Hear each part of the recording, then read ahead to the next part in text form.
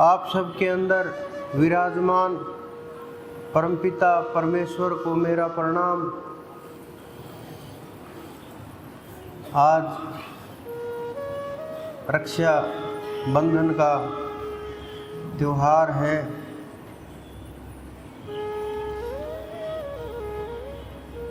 बहुत विचार चल रहे हैं संसार के मध्य में कि क्या समय उचित है। मैं जब सुबह ध्यान से उठा तब भी यही विचार चल रहे थे कि बांधना भी सही है नहीं है, राखी कब बांधे, समय क्या है। मैंने पिछली बार भी बोला था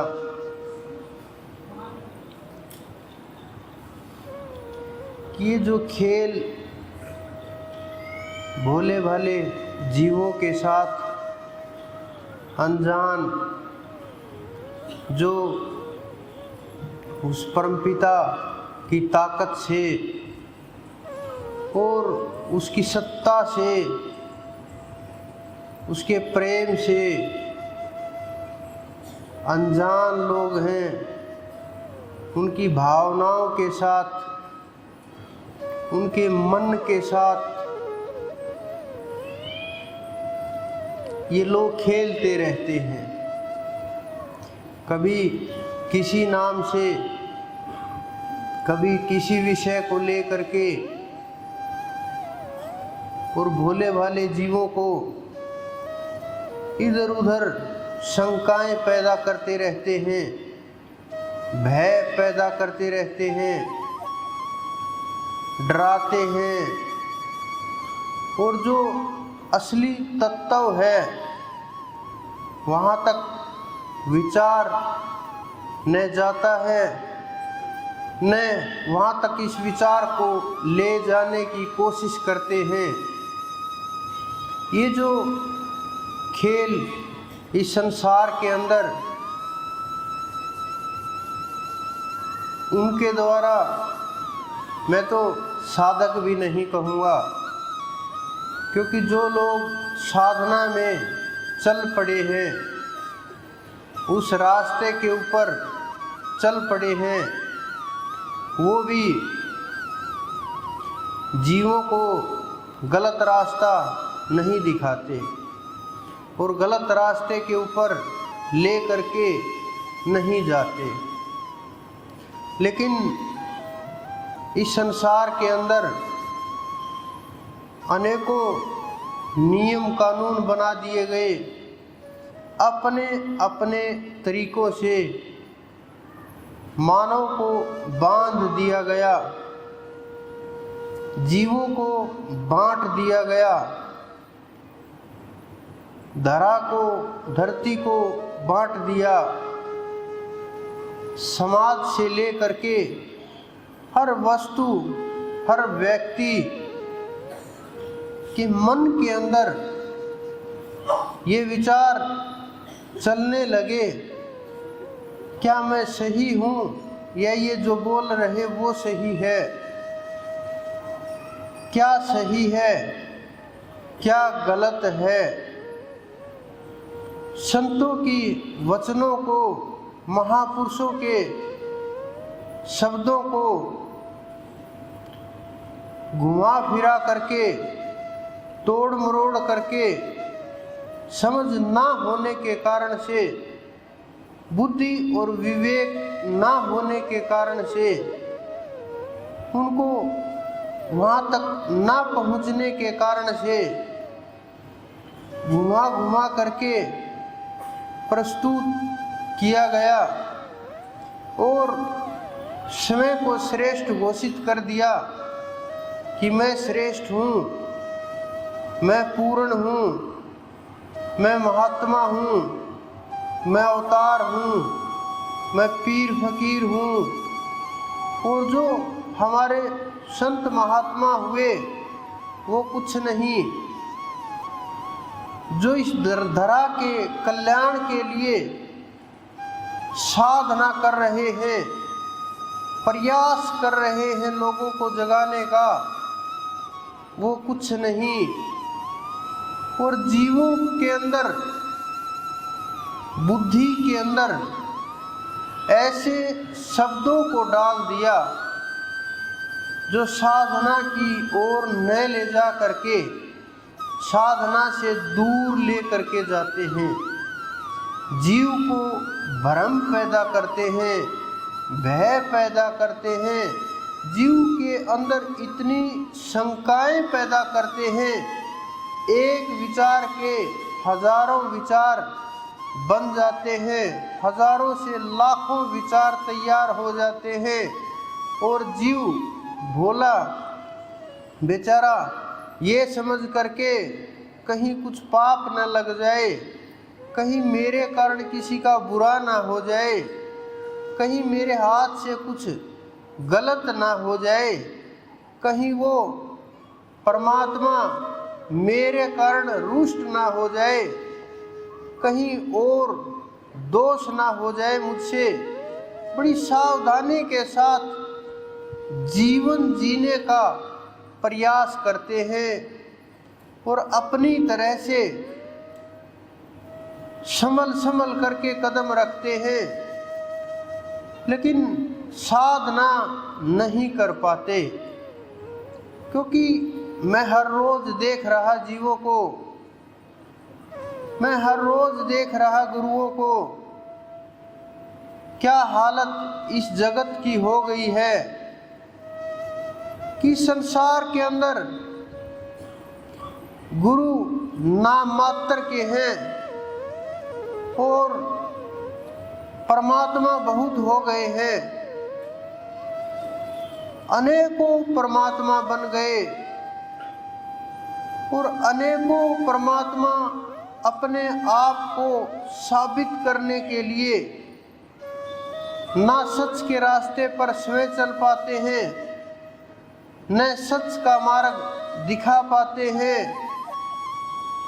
और मनमाना आचरण करके, मनमाना खेल करके, मनमाने ढंग से भक्ति करके, मनमाने मार्ग का आचरण करके, मनमाने रास्ते के ऊपर जीवों को चला करके समय भी भटके हुए हैं और जीवों को भी उस ब्रह्म से, उस सत्ता से दूर करते जा रहे हैं। क्योंकि वो परम सत्ता, हमारे जो संत हुए, जब उनकी नजरों में कुछ भेद नहीं था, जब उनकी नजरों में स्त्री पुरुष में भी भेद नहीं था, तो और जितने भी भेद खड़े किए, ये सब के सब भेद मानव ने खड़े किए, इस संसार ने खड़े किए, जीवों ने खड़े किए। और जो हमारे समाज के जो समझदार लोग जिनको हम मानते हैं,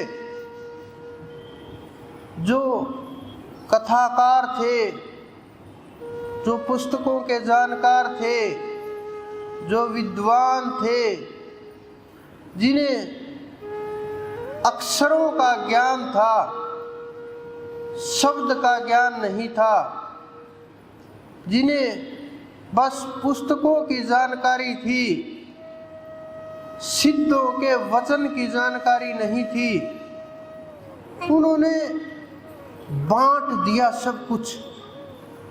संतों ने सबके लिए जो उनके पास गए सब दरवाजे खोल दिए। क्योंकि संतों की नजर में जब स्त्री पुरुष का ही भेद नहीं होता, तो और भेद तो बहुत दूर की चीजें होती हैं, बहुत दूर की वस्तुएं होती हैं।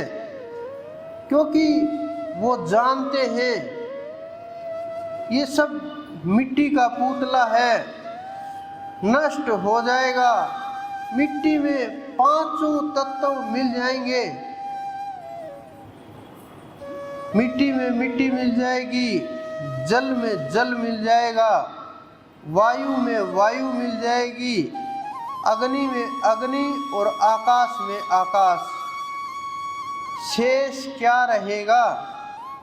शेष रहेगा वो तत्व जो पूरे ब्रह्मांड के अंदर व्याप्त है, जिसको ये जीव भूल गया है। भ्रम के कारण से या संसार के कारण से अनेकों अनेक कारण होते हैं, लेकिन आत्मा तत्व उसके बिना कल्याण नहीं हो सकता। हम लोगों ने अपने आप को शरीर मान लिया है कि हम शरीर हैं और शरीर के माध्यम से ही सब कुछ है, होगा और हो रहा है। ये कसूर जीवों का भी नहीं है, ब्रह्म और माया का, आत्मा और शरीर का इतना तालमेल हो गया है, इतने नज़दीक हो गए हैं कि जब गर्भ के अंदर स्थापित हुए तभी दोनों तालमेल में आ गए। और जब तक ये शरीर से प्राण अलग नहीं हो जाते तब तक ये ऐसे ही तालमेल चलता है।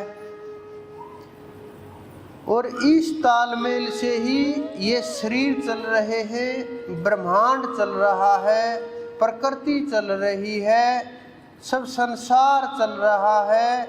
ये जो संतानें उत्पन्न होती हैं, जो जीव उत्पन्न होते हैं, जो वंश चल रहे हैं, जो संसार को बढ़ा रहे हैं आगे, ये सब का सब कुछ दोनों के तालमेल से ही होता है।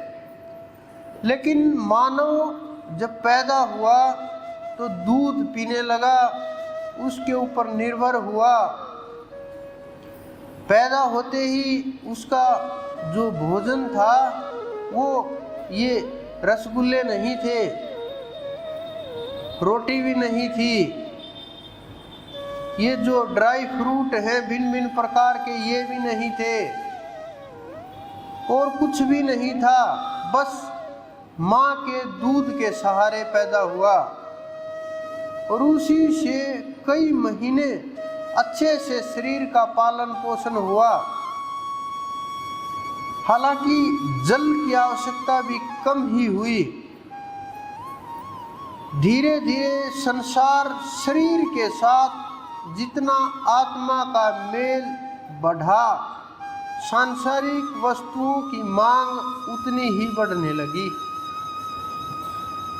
और खाना पीना शुरू हुआ, वो भी शरीर के माध्यम से हुआ। आंखें खुली, वो भी शरीर की खुली। बोलना शुरू हुआ, वो भी शरीर से ही हुआ। कदम रखे जमीन पर, वो भी शरीर ने ही रखे। लेकिन इसके साथ साथ एक जो वो सत्ता थी, परम सत्ता, उससे दूरी बढ़ने लगी। जो ब्रह्म का मैं था, जिसको ये समझते थे कि हाँ मैं ब्रह्म हूँ, वो मैं शारीरिक मैं के अंदर परिवर्तित होने लगा, परिवर्तन हो गया उसका। और वो परिवर्तन इतना हुआ कि शरीर को ही मैं मान करके बैठ गया कि मैं शरीर हूँ और मैं ही करता हूँ।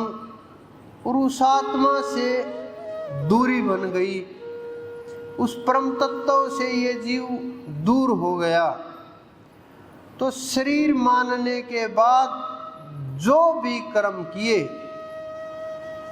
बचपन से लेकर के मृत्यु तक, चाहे शरीर स्वस्थ हुआ तो मैं स्वस्थ हूँ, शरीर बीमार हुआ तो मैं बीमार हूँ, शरीर ने भोजन किया तो मैंने भोजन किया, शरीर ने पढ़ाई की तो मैंने पढ़ाई की, शरीर ने और भोग किए तो मैंने भोग किए, शरीर के ऊपर वस्त्र डाल दिए तो मैंने वस्त्र पहन लिए। शरीर को सजा दिया तो मैंने अपने आप को सजा लिया। इस प्रकार से जो वो मैं था आत्मा का वो दूर हो गया और ये जीव जो आत्मा थी, जो विचार थे, वो मात्र शरीर के ऊपर आकर के रुक गए कि जो भी कर्तापन का भाव था वो मजबूत होता चला गया और जो ब्रह्म का मैं था वो कमजोर होता चला गया, धूल उसके ऊपर पड़ती चली गई। इस कारण से इतनी जो संसार के अंदर परेशानियां हुई ये शरीर के कारण से, और जो हमारी नासमझी हुई इसके कारण से हुई। जो हमें दुख का अनुभव होता है वो आप समझिए कि अगर कोई दूसरा दूर आदमी चला गया तो हमें कोई फर्क नहीं पड़ता। अगर कोई शत्रु मर गया तो खुशी होती है कि वो चला गया, पीछा छूट गया। कई बार क्या होता है, अपना कोई रिश्ते नातेदार, माता पिता या कोई और इतना परेशान हो गया, बहुत ज़्यादा हालत खराब हो गई, वर्षों से चारपाई के ऊपर पड़ा है, सांसें चल रही हैं और रोग से इतना ग्रस्त हो गया जिसके ठीक होने की कोई उम्मीद ही नहीं। वो लोग परमात्मा से प्रार्थना करते हैं, हे परमात्मा इसको यहाँ से ले जाओ, अब तो इसको मुक्त करो। वो ये नहीं बोलते कि इस शरीर को छोड़ के चले जाओ, नहीं, इतना ज्ञान भी नहीं होता, इतनी समझ भी नहीं होती और वहाँ तक जीव सोच भी नहीं पाता। तो यही प्रार्थना करते हैं कैसे भी करके और इसकी मुक्ति हो जाए, इसे शांति मिल जाए। हम भी परेशानी से जूझ रहे हैं, धन का भी विनाश हो रहा है, परिवार के ऊपर भी बुरा असर पड़ रहा है। इस एक आदमी को झेलते झेलते हम थक गए हैं। इस कारण से इसको ले जाओ आप।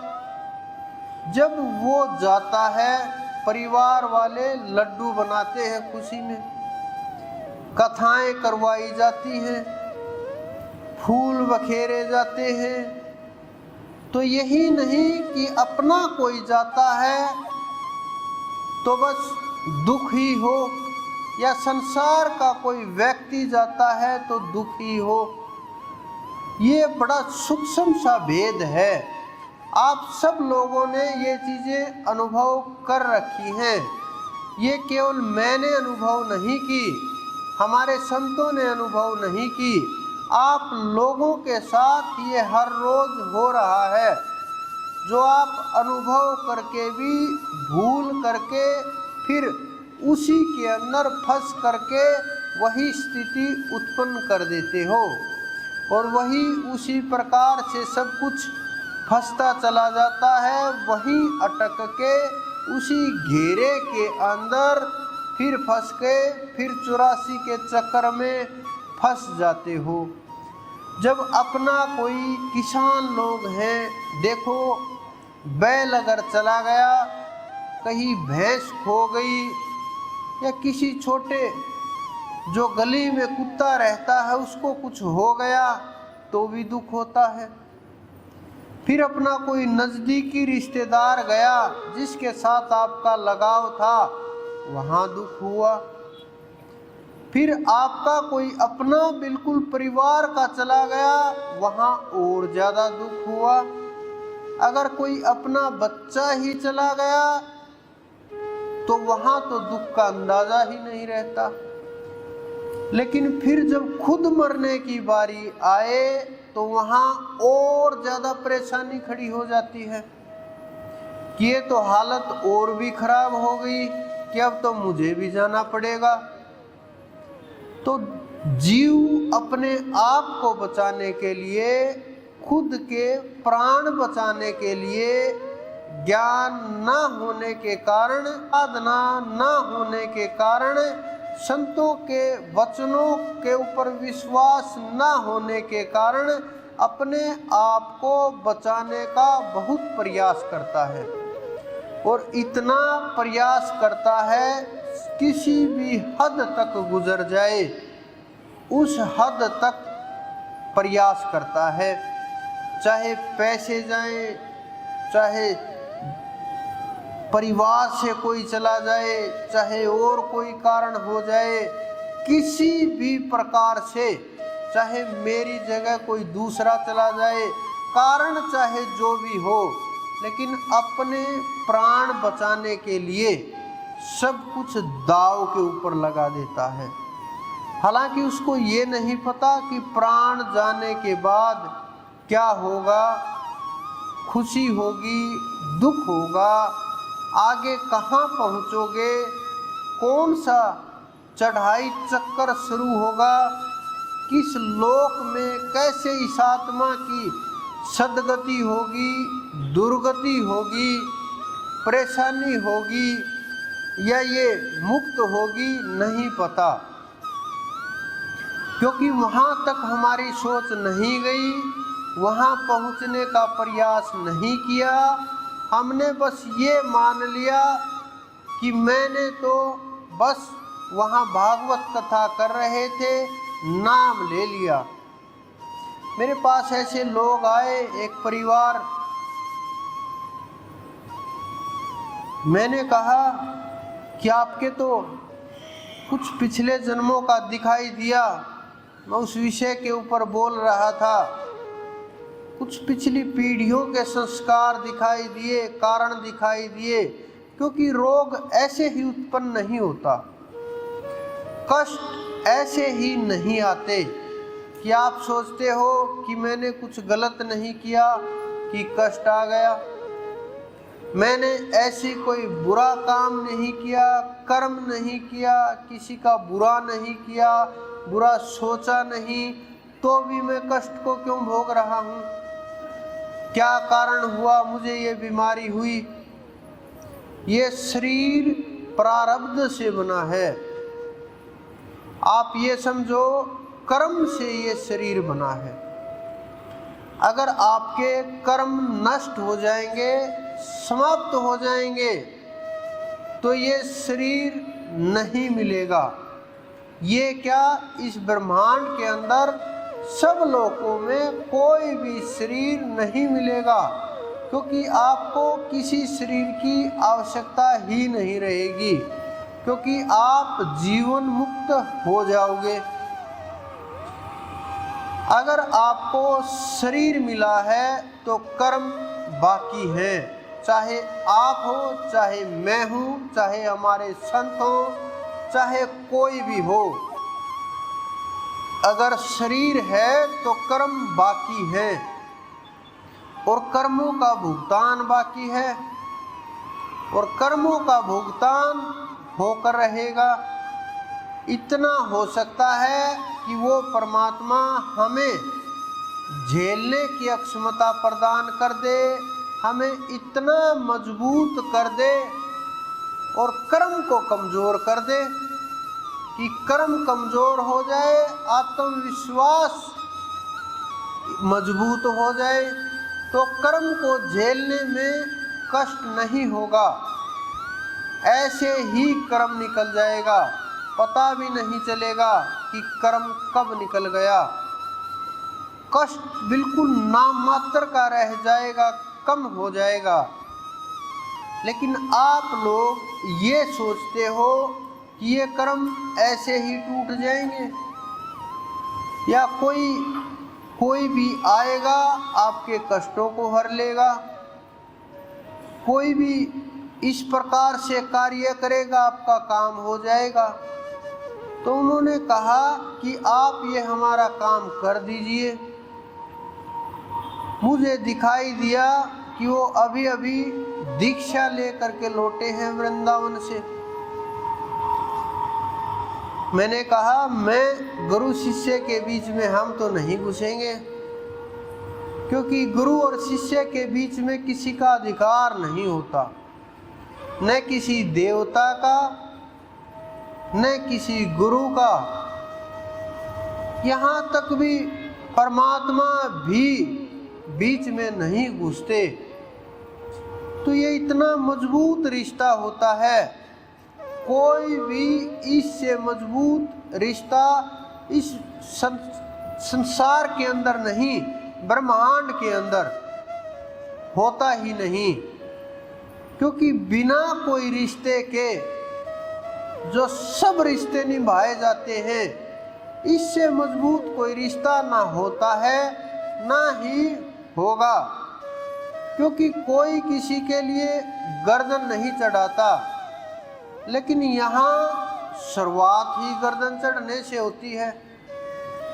तो ये कितना मजबूत रिश्ता है, कितना विश्वास का रिश्ता है, कितना भाव का रिश्ता है, कितना प्रेम होगा इस रिश्ते के अंदर। तो मैंने कहा मैं बीच में नहीं घुसूंगा गुरु शिष्य के, क्योंकि गुरु शिष्य के बीच में घुसना मैं उचित नहीं मानता। उन्होंने कहा नहीं आप काम कर सकते हैं।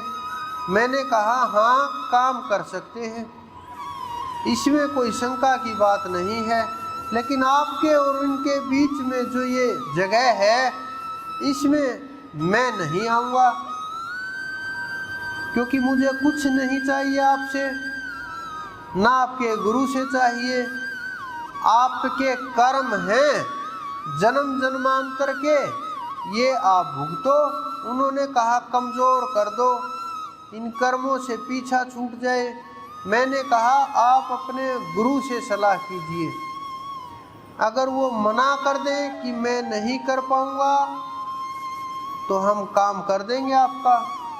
उन्होंने कहा उन्होंने तो हमें कुछ बताया ही नहीं, वो तो बस कथा कर रहे थे और बोल दिया कि तुम हमारे शिष्य हो, हम तुम्हारे गुरु, ये नाम रहा और रटो ठाकुर जी को। मैंने कहा इतने में अगर ठाकुर जी मिल गए होते तो फिर उन्हीं को मिल जाते,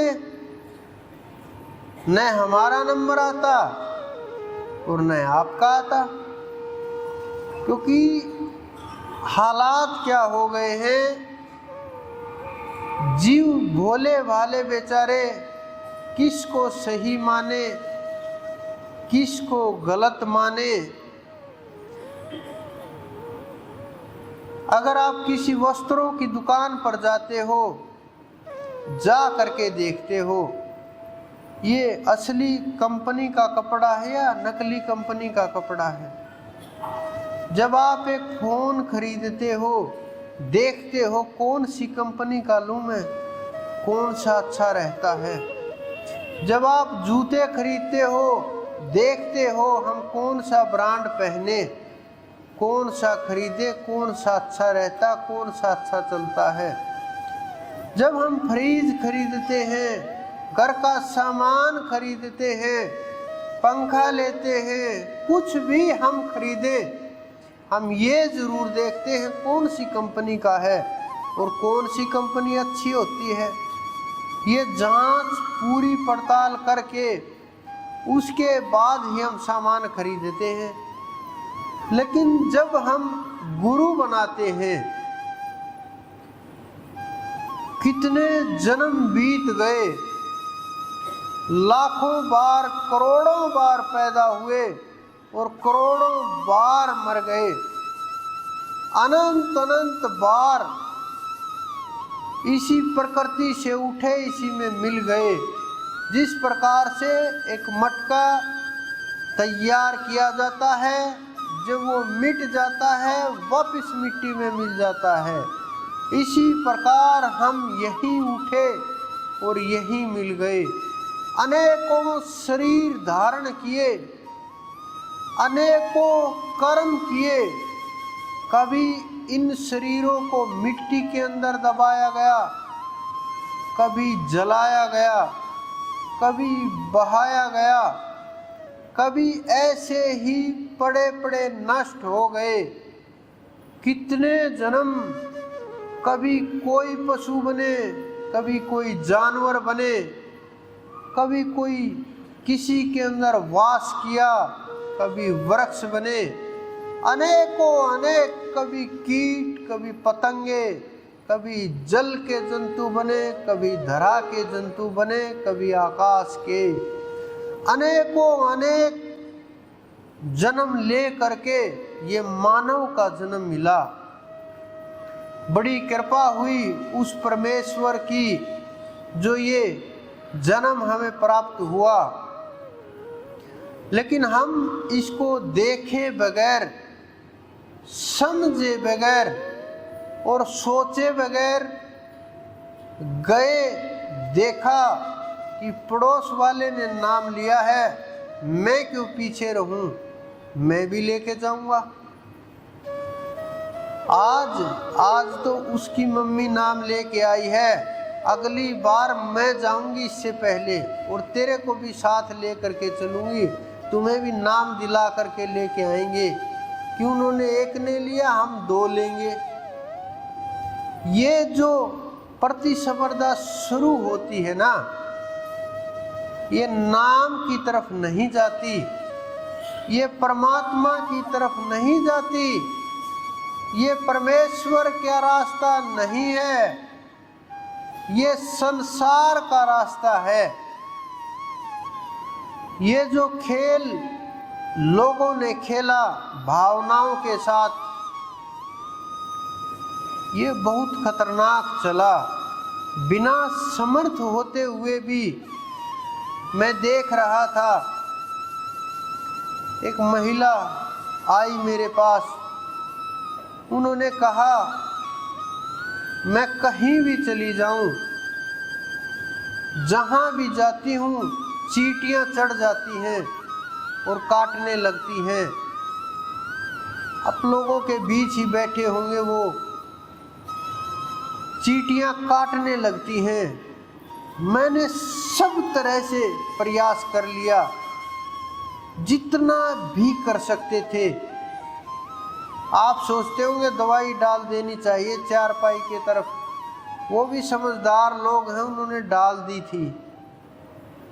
सब तरह से छत के ऊपर, फर्श के ऊपर, चारपाई के ऊपर, घर में, रिश्तेदारी में, कहीं भी, जहां भी जाती हूँ वहीं चींटियों को पता नहीं कैसे पता चलता है कि ये आ गई। अगर 2 घंटे कहीं बैठ गई तो वहीं चींटियां चढ़ना शुरू हो जाती हैं, लाइन लग जाती है। उसके लिए जीना कितना खतरनाक होगा कि चींटियां भी उसके लिए इतना खतरनाक हो गई कि जीने से मरना आसान लगने लगा, और वो कहीं भी काटना शुरू कर देती हैं चढ़ने के बाद। क्या हालत है उस जीव की। उन्होंने कहा क्या कर्म है ऐसा, हमने बहुत जगह दिखाया, बहुत इलाज कराए, लेकिन हो नहीं रहा। मैंने कहा इतना आसान नहीं है ये होना, बहुत मुश्किल है, क्योंकि ये पिछले जन्मों का खेल है। मुझे एक महात्मा की बात जो सामने दिखाई दे रही, और वो वाणी उसकी कि अगर गुरु के अंदर समर्थता ना होगी, वो सर्प बनेगा और शिष्य चींटियां उसको खा खा करके ये पूछेंगे कहाँ है परमात्मा, और नष्ट कर देंगे। मैं देख रहा दोष क्या चल रहा। उन्होंने कहा कैसे भी करके इस कष्ट से मुक्त कर दीजिए। लेकिन जो ये कर्म है, ये किसी देवता से नहीं टूटते। आप समझोगे कि कोई देवता आएगा और हमारे कष्टों को दूर कर देगा, कोई पितर आएगा, कोई पूर्वज आएगा, कोई देवी आएगी, कोई और जाएंगे किसी पीर के स्थान के ऊपर, किसी मंदिर में जाएंगे कट जाए, नहीं कटेगा कर्म। कर्म कटना इतना आसान है ही नहीं जितना हमने बना दिया। ये हो सकता आपको पुण्य की प्राप्ति हो जाए, लेकिन पुण्य से पाप कभी भी किसी भी जन्म में किसी भी स्थान के ऊपर नहीं कट सकता। ये नियम है और ये परमात्मा का नियम है, हमारा नहीं है, परमात्मा का नियम है।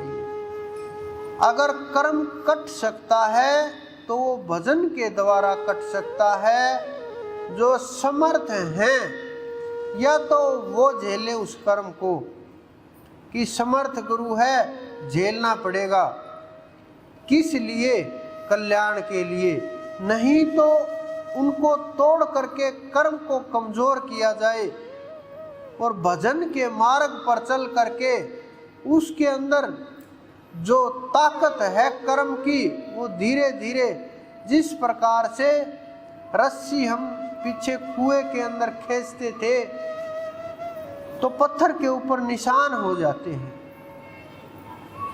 कहीं भी आपने बैलों के ऊपर देखा होगा जो लकड़ी का जचाते हैं, कंधों के ऊपर जुआ बोलते हैं, अलग अलग नामों से बोला जाता है, उसके ऊपर भी रस्सियों के निशान हो जाते हैं। बैलगाड़ी के अंदर देखो, या आप जो गाड़ी ले रहे हो उसको चलाते हो रोज, तो उसके ऊपर भी हाथों के निशान हो जाते हैं।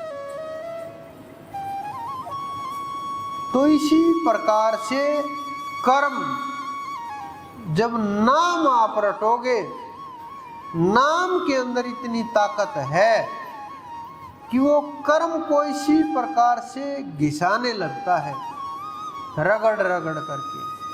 और जितना आप नाम की ताकत का प्रयोग करोगे उतना ये कर्म टूटता जाएगा।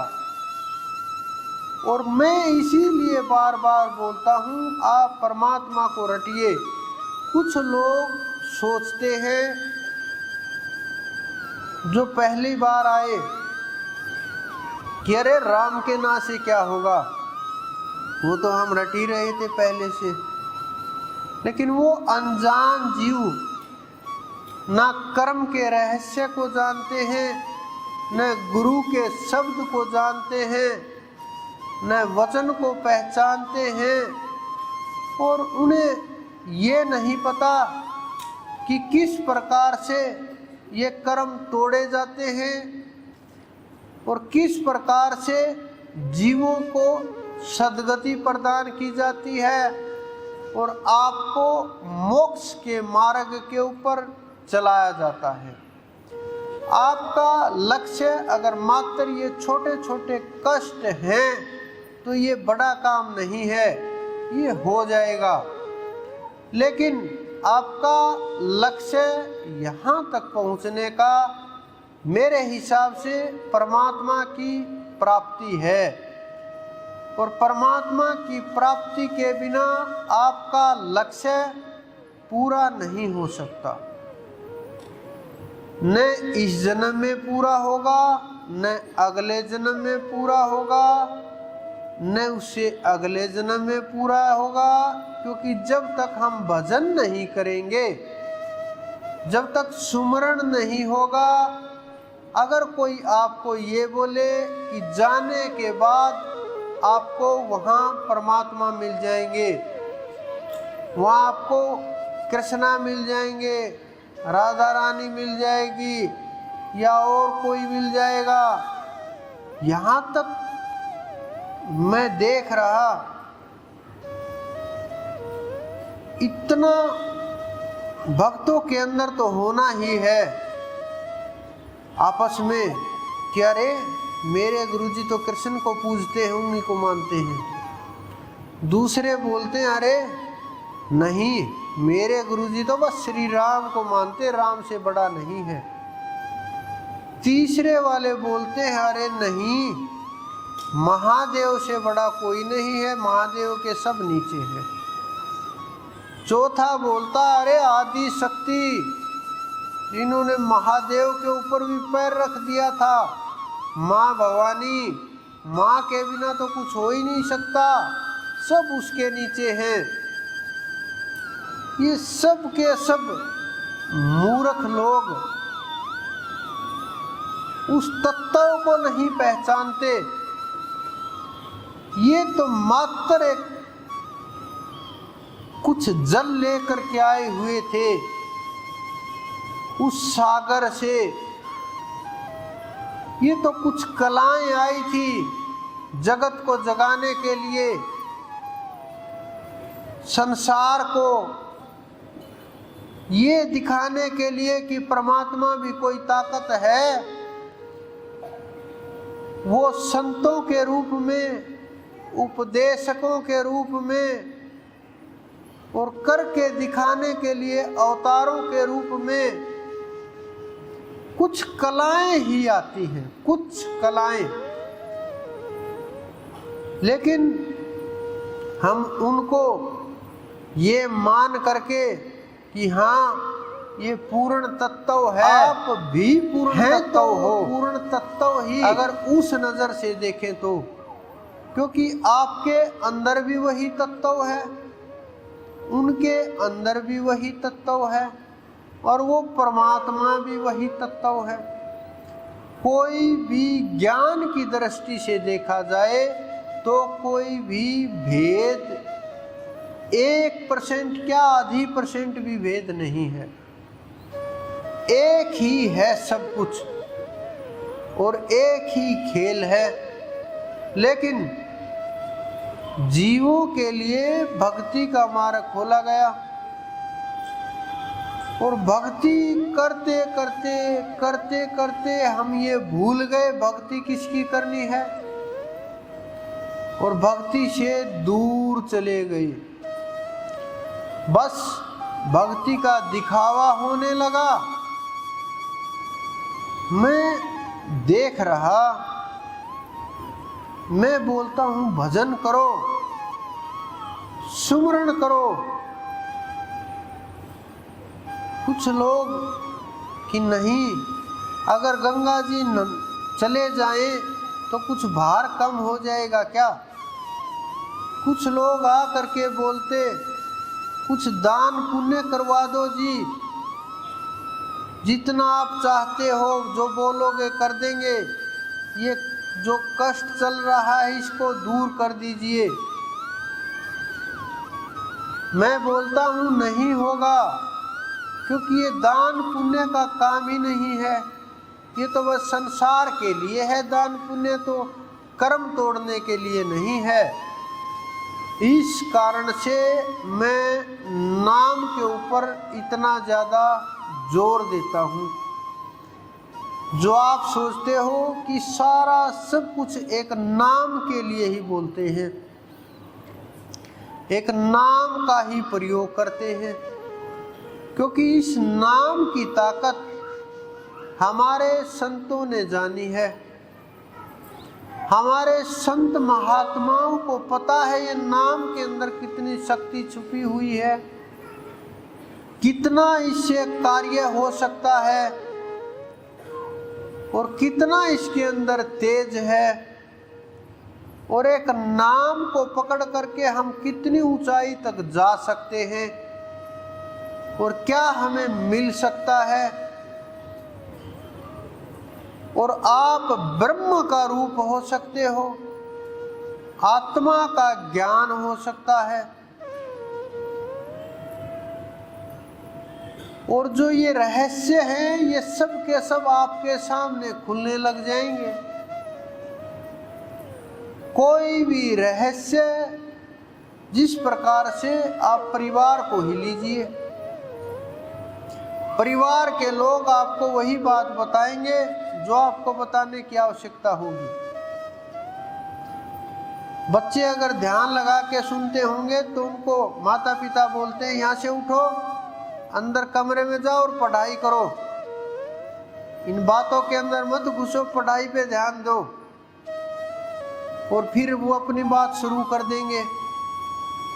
तो उसी प्रकार से जितना आप उसके नजदीक जाओगे, पात्र बन जाओगे, योग्य बन जाओगे, उतना ही रहस्य आपके सामने वो खोलने लगेगा, उतने ही रहस्य के पन्ने आपके सामने खुलने लगेंगे और सब कुछ जितना आवश्यकता होगी उतना आपको महसूस कराने लगेगा, अनुभव कराने लगेगा, आदेश आने लगेंगे और आपका जो चढ़ाई का रास्ता है वो अपने हाथ में लेता चला जाएगा। और जब उसके हाथ में आपकी डोर आती है तो वो परमात्मा नादान समझ करके ये जो हमारे कर्म हमें बड़े दिखाई देते हैं ये बहुत छोटे रह जाते हैं। प्रेम मंजिल नहीं है। कुछ लोग समझते हैं हमें प्रेम प्राप्त हो गया तो हमें वो परमात्मा मिल गया। प्रेम रास्ता है, प्रेम पड़ाव है, प्रेम वो अग्नि है, वो ईंधन है जो गाड़ी के अंदर डाल करके और गाड़ी को स्पीड से चलाते हैं, वो ईंधन है प्रेम।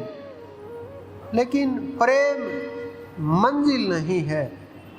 ईंधन अलग होता है, गाड़ी अलग होती है और मंजिल अलग होती है। उसी प्रकार से प्रेम अलग है, भक्ति अलग है, परमात्मा अलग है। लेकिन नादानी के कारण हम इन सब चीजों को एक करके देखते हैं और एक करके देखने के कारण भ्रम की स्थिति पैदा होती है और अहंकार की स्थिति पैदा होती है। विचारों के अंदर जो जद्दोजहद होती है, युद्ध होता है बुद्धि के अंदर। जब आप बैठोगे तो विचारों का युद्ध शुरू हो जाएगा। कभी अच्छे विचार बुरे को काटेंगे, कभी बुरे विचार अच्छे को काटेंगे और ये विचारों को काटते काटते अपने विचारों से लड़ते लड़ते हम ध्यान को भूल जाते हैं, उस नाम को भूल जाते हैं और फिर एकदम से ध्यान आता है, अरे मैं कहाँ बैठा हूँ, क्या करने बैठा था, क्या करने लगा। और नाम से दूरी बन करके फिर बोलते हैं ध्यान नहीं लगता। मैं बोलता हूँ ध्यान लगाते नहीं। ध्यान जब आप लगाओगे कोई नहीं रोक सकता, क्योंकि ध्यान जब विचारों के अंदर लगा हुआ है। बहुत लोगों के मन के अंदर तरंगे भी उत्पन्न होती हैं, जैसे एकदम काम का वेग आया, बहुत बढ़ गया, बुद्धि को एकदम हरण कर लिया, मन को एकदम दूषित कर दिया, वो एकदम वेग से आया। अगर आप भजन कर रहे हो और स्थिर हो भजन के अंदर तो ये वेग आएगा, चला जाएगा, कुछ नहीं बिगाड़ पाएगा आपका। अगर आप स्थिर नहीं हो भजन के अंदर, ध्यान के अंदर, तो ये वेग मन और विचारों से इंद्रियों में उतर आएगा। इंद्रियों में उतरने के बाद ये कर्म में परिवर्तन हो जाएगा, और कर्म में परिवर्तन हुआ तो कर्म के तो गुण और दोष दोनों होते हैं, फिर नया कर्म जुड़ जाएगा। लेकिन मन के सोचने मात्र से कर्म नहीं बनता, कर्म बनता है करने से। ये लहरें आती हैं, कई आदमी बैठ करके दांतों को आपस में घिसाते रहते हैं, रगड़ते रहते हैं, ध्यान के ऊपर बैठ करके, और विचार जाता दुश्मनों की तरफ कि उनका मैं विनाश कर दूं। हे परमात्मा, मैं उठूं तब तक वो मरा मिले मुझे। क्या ये ध्यान है? अगर ये तरंग उठ रही हैं इस प्रकार की मन के अंदर, जिसके मन में जो विचार चल रहा है वही तरंग बन करके उठेगा। जैसे सागर के अंदर लहरें होती हैं, ऐसे चलेगा। अगर हमने इस प्रकार से कि लहरें निकल जाएंगी, अगर हमने उसको कर्म में परिवर्तन ना होने दिया तो लहरें समाप्त हो जाती हैं। अगर वो कर्म में परिवर्तन हुआ तो लहरें फिर मन की हवा लगेगी और लहरें विकराल रूप ले लेंगी और सुनामी बन करके आएंगी, और जो इकट्ठा किया है सब बहा ले जाएंगी, तोड़ फोड़ करके बुरा हाल मचा देंगी। ये मानव का जीवन है, ये मन की तरंगे हैं, इनको पकड़ना सीखो। जितना इन तरंगों को हम दबाएंगे उतना ही क्रोध बढ़ेगा, विचार रोकने मुश्किल हो जाएंगे। कुछ लोग सोच रहे हैं न इनको दबाना है न इनका कुछ करना है, फिर करना क्या है? इनको देखते रहना है, करना ही नहीं कुछ भी, न रोकना है न हवा देनी है। बस देखो बैठ करके इनको, समय को अलग कर दो, विचारों को अलग कर दो, और बैठ करके देखो कि ये मन कितना तेज है जो मुझे किस ओर ले जाने की कोशिश कर रहा है, और भजन शुरू कर दो। न उनको रोकना न पकड़ना, करना बस भजन परमात्मा का। वो भी माला के द्वारा ध्यान बट जाता है। कुछ लोग बोलते हैं मैं माला का किस लिए मना करता हूँ, क्योंकि माला में अगर ध्यान हुआ तो उस परमात्मा से ध्यान दूर हो जाएगा। अगर पुस्तकों के अंदर, पूजा पाठ की विधियों के अंदर, सांसारिक वस्तुओं के अंदर, जड़ वस्तुओं के अंदर अगर ध्यान हुआ तो बट जाएगा। लेकिन ध्यान हमारा उस परमात्मा की तरफ हुआ तो वो कर्म कट जाएगा। कोई नहीं रोक सकता उस कर्म को टूटने से। ये कर्म का जो रहस्य है, जब हम इसको जान लेते हैं जब हम कर्म को समझने लगते हैं और कर्म को पकड़ करके उस परमपिता तक रास्ता तय करते हैं, लेकिन हम कर्म करते करते ये मान लेते हैं कि ये जो शरीर है यही कर्म कर सकता है, इसके बिना कर्म नहीं हो सकता। लेकिन वहाँ चलने के लिए अलग पैरों की आवश्यकता होती है। इन पैरों से आप वहाँ चढ़ाई नहीं कर सकते। बिनु पद चलई सुनई बिनु काना, कर बिनु कर्म कर विधि नाना, आनंद नर रहित सकल रस भोगी, बिनु वाणी बक्ता बड़ जोगी, तन बिनु परस नैन बिनु देखा, घरई घरान बिनु बास अशेषा, असी सब भांति अलौकी करनी, महिमा जासु जय नहीं बरनी।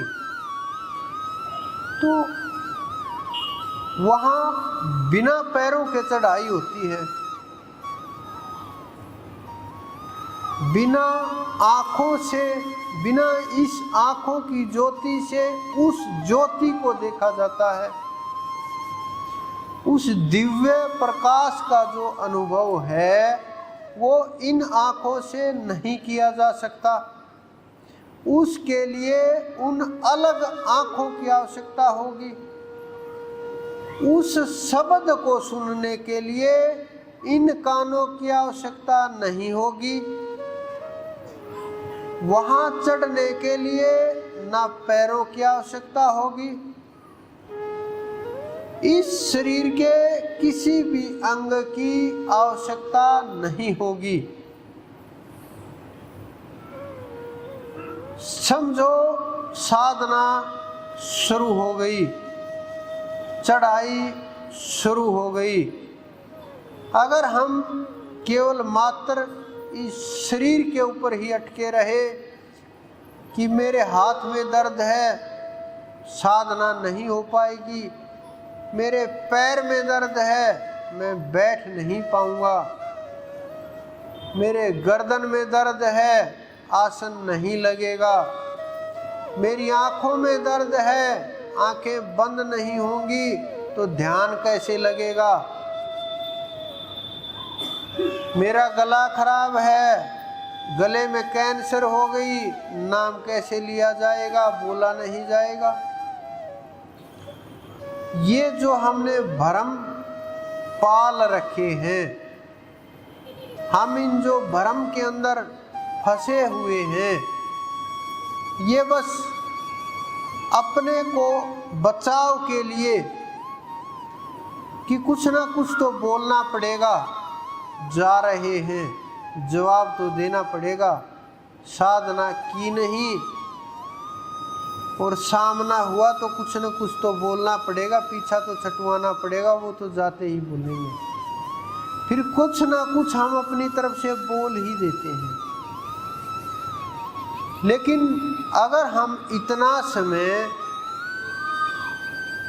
बैठने के ऊपर, आसन के ऊपर, ध्यान के ऊपर लगाएं, आप देखो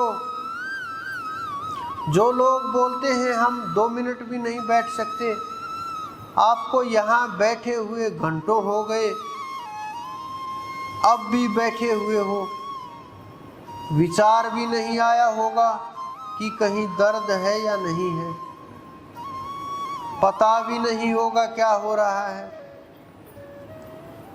इसका तो अर्थ यही हुआ कि कर सकते हैं लेकिन कर नहीं रहे। ये जो नुकसान हो रहा है ना, ये जो एक एक पल बीत रहा है, एक एक सांस आपकी जा रही है, ये इतनी बड़ी हानि है। अरबों रुपए दे करके, अनंत धन संपदा इकट्ठी करके दे दी जाए तो भी एक सांस की भरपाई नहीं हो सकती।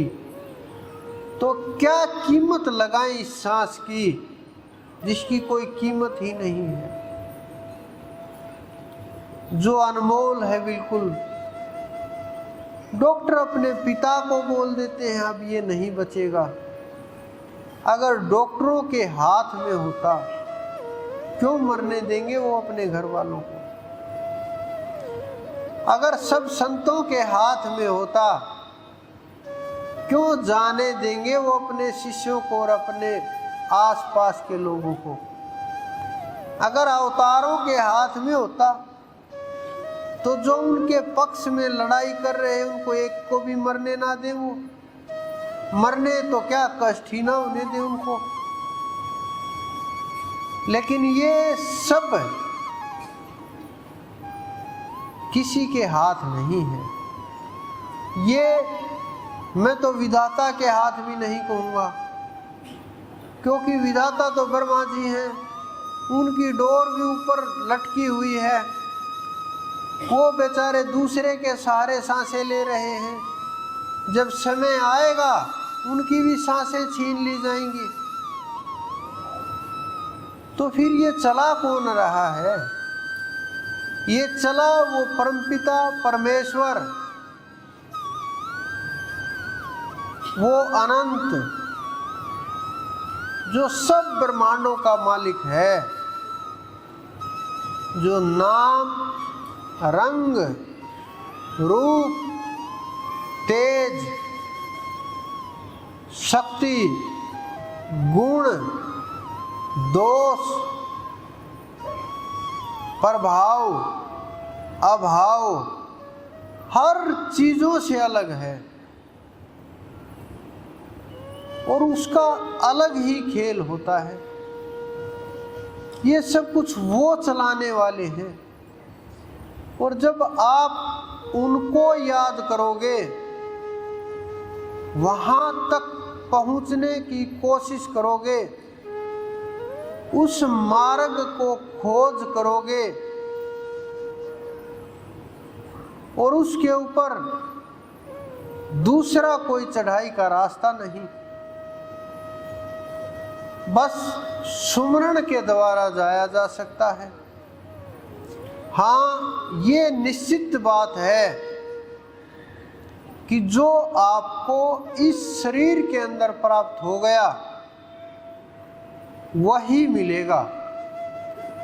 कोई समझे ऊपर जा करके हमें परमात्मा मिल जाएगा, ऊपर जा करके हमें इतनी भोग की विलास की वस्तुएं मिल जाएंगी। कोई समझे कि हमें ऊपर जा करके और उसके लोक में बैठे मिलेंगे, बिल्कुल भी नहीं होगा। जो मिलेगा इसी शरीर के अंदर मिलेगा और जन्म समाप्त होने से पहले यानी मृत्यु से पहले तभी मिलेगा, क्योंकि मृत्यु के बाद जीव उसी स्थिति में स्थित होगा जो उन्होंने कर्म किए हैं, जो साधना की है, जो सुमरण किया है, जो पाप पुण्य हुए हैं, जो गुण दोष कर्म हुए हैं, ये जीव वहीं पर जा कर के पहुँचेगा। अपने किए कर्मों को साथ बांध करके और तब जाएगा। तो जिसके कर्म जितने कम होंगे, कम का अर्थ ये नहीं कि आप कर्म करना ही बंद कर दो, कर्म का अर्थ ये नहीं होता। कर्म का अर्थ ये होता है कि भजन के द्वारा जो जन्म जन्मांतर के गुण दोष हैं, हम उनको काट करके और परमात्मा तक पहुँचे, ये होता है। अगर हम वहाँ तक पहुँच गए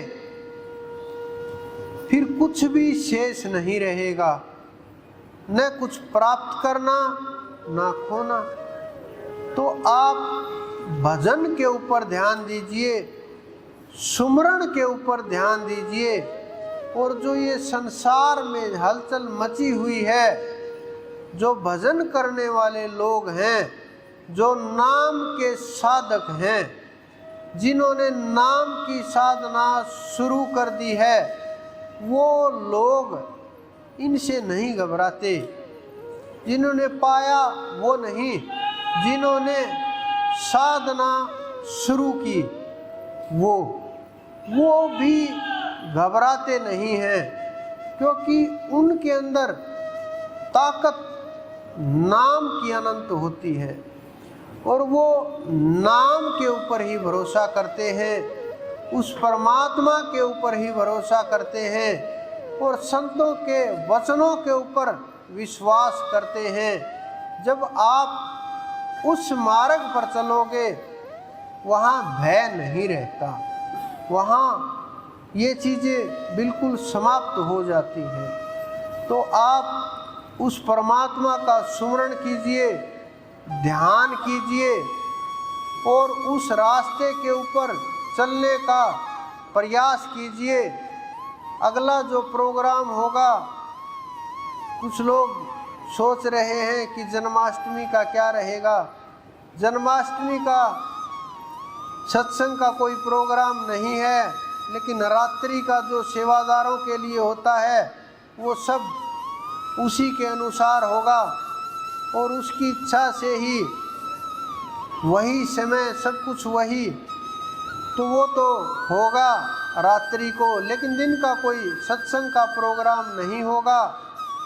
रात्रि को उसका गुणगान हो वो विषय अलग है, लेकिन अगला जो प्रोग्राम होगा वो पूर्णिमा को ही होगा और वो 28 की पूर्णिमा है। तो आप ध्यान कीजिए, सुमरण कीजिए और बहुत भाव के साथ, मैं देख रहा हूँ आपका मजबूत भाव, परिवार को छोड़ करके, सब बंधनों को छोड़ करके, रिश्ते नातेदारों को छोड़ करके, सब कुछ एक तरफ साइड में करके, इतने भाव के साथ जो आप पहुँचते हो, वो परमात्मा देख रहा आपके मजबूत प्रेम को और विश्वास को। तो आप जितना ये कर रहे हो, जितनी मेहनत हो रही है, जितना प्रयास चल रहा है, ये आपको वहाँ तक पहुँचे बिना रुकने नहीं देगा, क्योंकि मोक्ष आपकी मंजिल है, संसार आपकी मंजिल नहीं है। इसके साथ अगर आप भजन को भी जोड़ दोगे, आपकी मोक्ष को इस संसार के अंदर कोई रोक ही नहीं सकता। किसी की ताकत नहीं कि आपके मार्ग को, आपके शब्द को, आपके भाव को, आपके प्रेम को रोक सके। तो आप सबके अंदर विराजमान उस परमपिता परमेश्वर, मेरे गुरु, मेरे इष्ट को मेरा बार बार प्रणाम।